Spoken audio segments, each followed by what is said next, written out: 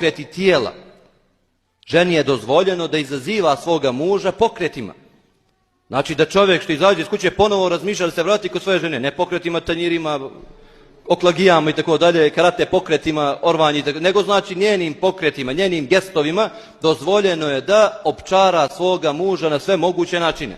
I da on cijelo vrijeme dok je van kuće razmišlja o svojoj ženi, razmišlja o njenim pokretima, razmišlja o tim stvarima koje ga vraćaju ponovo da se vrati svojoj kući što prije, odnosno svojoj hanumi. Opčaraj ga tvojim govorom.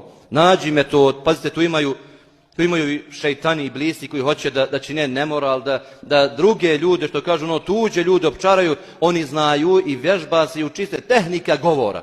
Kako da opčaraš nekog tvojim govorom, kako da ga privučeš, kako da ga pridobiješ, kako gestom nekim da ga pridobiješ, to znači treba i žena, normalno muslimanka, u pozitivnim svrhama da koristi i da koristi kad je njen muž u pitanju. Također